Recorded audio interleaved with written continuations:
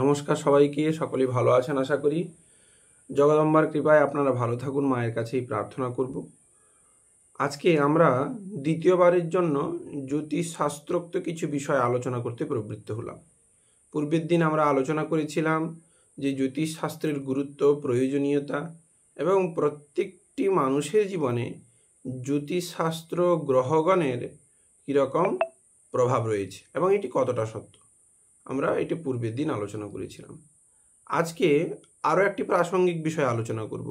বিষয়টি কি না, আমাদের যে নবগ্রহ বা গ্রহগণ, এই গ্রহগণ কারা এবং এনারা আমাদের জীবনে কিভাবে প্রভাব ফেলেন, কেনই বা প্রভাব ফেলেন, এইটি প্রথমে জানা দরকার। যারা যারা জ্যোতিষশাস্ত্র কিংবা এইসব জিনিস বিশ্বাস করেন না, তারা যুক্তি দিয়ে এই বিষয়টি আশা রাখছি বুঝতে পারবেন যে আমাদের জীবনে তাদের গুরুত্ব কতটা এবং কেনই বা তারা আমাদের জীবনকে এইভাবেই পরিচালনা করেন। শাস্ত্র প্রথমেই বলছেন যে গ্রহগণ প্রকৃতপক্ষে কারা। আমরা যে নবগ্রহের কথা আমরা জানি, আমাদের শাস্ত্রে বর্ণিত আছে, এই নবগ্রহ প্রকৃতপক্ষে কারা। শাস্ত্র বলছেন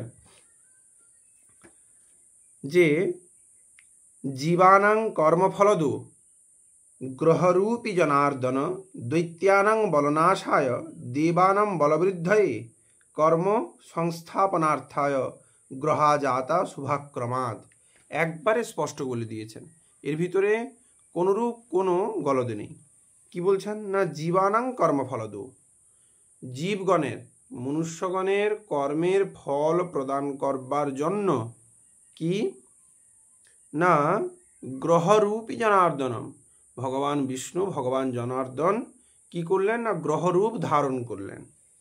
কেন না দৈত্যানাং বলনাশায় দেবানাং বলবৃদ্ধয়ে, দৈত্যগণের বল নাশপূর্বক দেবগণের বল বৃদ্ধির নিমিত্ত, এবং কেন কর্ম সংস্থাপনার্থায়, কর্মকে পরিচালনা করার জন্য, কর্মকে সঠিক পথে পরিচালনা করবার জন্য, কর্মসংস্থানের জন্য গ্রহাজাতা শুভক্রমাৎ, তিনি গ্রহরূপ ধারণ করে আমাদের জীবনকে পরিচালিত করলেন।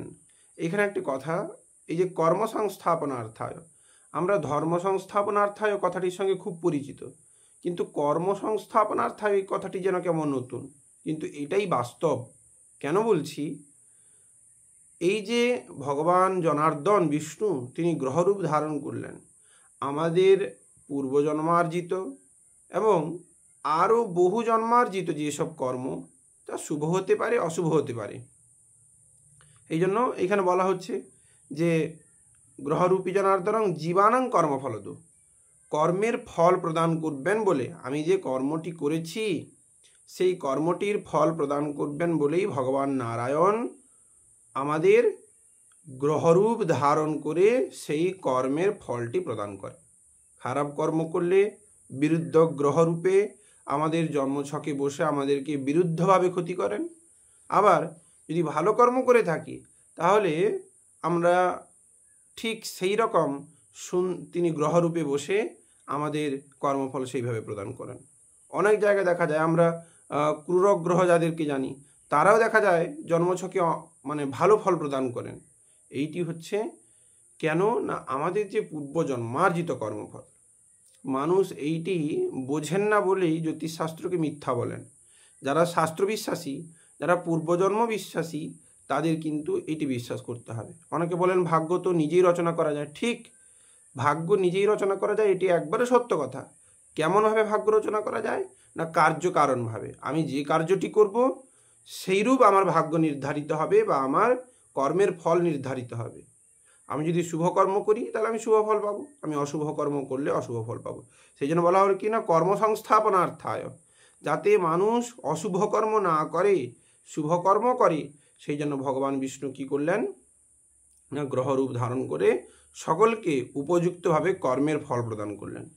এই জন্য সকলকেই সাবধান হতে বলা হয় যে নিজের কর্মগুলোকে ঠিকঠাক করতে। অনেকে প্রতিকারের জন্য আসেন আমাদের কাছে, যারা বলেন যে কি প্রতিকার করা যায়, বলা হবে তাদেরকে যে কোনো একটা প্রতিকারের কথা বলা হবে, কিন্তু তাদেরকে সঙ্গে সঙ্গে জ্যোতিষ যারা করেন বা জ্যোতিষ প্রতিকারগুলি যারা বলে থাকেন, তারা তো সাধারণভাবে কেবল প্রতিকার বলেই ছেড়ে দেন কিংবা প্রতিকার করে দেন, ব্যাস, কিছু আর অন্য কিছু করেন না। কিন্তু তার সঙ্গে সঙ্গে যেটি খুব গুরুত্বপূর্ণ সেটি কি না, তাকে বলে দেওয়া আপনি পাপাচরণ, মিথ্যা, অপরকে ক্ষতি করা, এইগুলি যদি বন্ধ না করেন কোনো প্রতিকারেই কোনো কাজ হবে না। আমরা স্পষ্ট বলে দিই যে যদি শাস্ত্রবিরুদ্ধ, ধর্মবিরুদ্ধ কোনো কর্ম করেন তাহলে শত রেমিডি করলেও কিছু হবে না। আগে ভিতর থেকে এইগুলো আসা দরকার।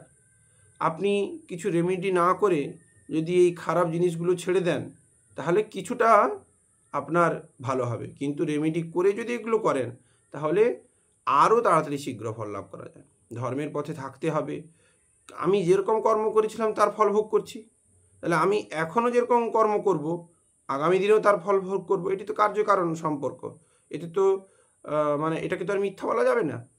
আমি সেরকম কর্ম করেছিলাম বলে এখন তার ফল ভোগ করছি, তাহলে আমি এখন যেভাবে কর্ম করব সামনে তার ফল ভোগ করব। অতএব কেবলমাত্র কবচ, রত্ন বা অন্যান্য কাজ করলেই প্রকৃতপক্ষে অনেকের দেখা যায় যে কোনো কাজের কাজ হয় না। কেন হয় না? কারণ তারা ব্যক্তিগত জীবনে এগুলো করেন না। যে কোনোদিন ভগবানকে স্মরণ মননই করে না, তাকে কবচ দিয়ে কি হবে? তার প্রতিকার করে কি হবে? ভগবানই তো শেষ কথা। কবচে বা রত্নে কিছু নয়, মূল হচ্ছে ভগবানের কৃপাদৃষ্টি আকর্ষণ করা। কেমন? অনেকে কবচ সংস্কার করেন, অনেকে কবচ ধারণ করেন, কিন্তু কবচের গুরুত্ব বোঝেন না। তাদের কবচ সংস্কারে ধারণে কোনো ফল হবে না, এই জন্য অনেকে রেমেডি করেও কোনো ফল পাওয়া যায় না। আবার যাদের মানে অপূর্ব বিশ্বাস, তাদের খুব তাড়াতাড়ি কাজ হয়ে যায়। কেন হয়? কারণ তাদের এই যে ভগবানের উপর বিশ্বাস। অতএব ভগবান বিষ্ণু জনার্দন আমাদের জীবনকে এই নবগ্রহ রূপ ধারণ করে পরিচালনা করছেন। এইটি আপনারা বুঝে রাখুন এবং এইভাবেই কর্ম করতে হবে। এইটি আজকে বলার আমার মূল উদ্দেশ্য। যারা জ্যোতিষকে কেবলমাত্র অর্থ উপার্জনের একটি ব্যবসায়িক পথ বলে মনে করেন, তারা ভুল করছেন। এবং কখনোই জ্যোতিষশাস্ত্রের নিন্দা করবেন না। এতে কিন্তু পূর্বের যে আমার শাস্ত্রীয় প্রমাণগুলি আমি দিয়েছিলাম, আমি পূর্বের দিনও বলেছি, এখনও বলছি, শাস্ত্রীয় প্রমাণ ছাড়া আমি কোনো কথাও একটিও বলিনি আর বলবও না। সেখানে বলা হয়েছে যে যারা জ্যোতিষশাস্ত্রের নিন্দুক বা জ্যোতিষশাস্ত্রকে নিন্দা করে তারা ঘোর নরকে পতিত হবে। কারণ এটি ঋষি প্রদর্শিত পথ। তারা যেভাবে বেদ, উপনিষদ আদি ইত্যাদি প্রদর্শন করেছেন, দিয়েছেন, এটিও তারা দিয়েছেন এবং প্রত্যক্ষ ফলস্বরূপ মানুষ জ্যোতিষশাস্ত্র থেকে সচেতন হয়ে যান যে আমাকে এবারে আমি যা ভুল করেছি, গতস্য সূচনা নাস্তি, আমার আর প্রয়োজন নেই, এখন কিন্তু আমি পুনরায় আবার সৎ ধর্মে এবং কর্মে প্রবৃত্ত হব। অতএব যাদের সমস্যা চলছে তারা অবশ্যই কুষ্টি বিচার করাবেন, বই কি করাবেন, এবং আজ থেকে প্রতিজ্ঞা নিয়ে নিজের জীবনের খারাপ দিকগুলিকে শুধরানোর চেষ্টা করবেন। সকলে ভালো থাকুন, সুস্থ থাকুন। আমরা সামনে আবার এই সব বিষয়গুলিকে নিয়ে চর্চা করব। অনেক চর্চনীয় বিষয় আছে, একটি ভিডিওতে যেগুলো বলা সম্ভব নয়। প্রত্যেকটি গ্রহ, প্রত্যেকটি ভাব, এগুলো আমি চেষ্টা করব এক একটি ছোট ছোট ভিডিও করে আপনাদেরকে দেওয়ার, যাতে আপনাদের নিজেদের সুবিধা হয়। ভালো থাকুন, সুস্থ থাকুন। জয় গুরু, জয় মা।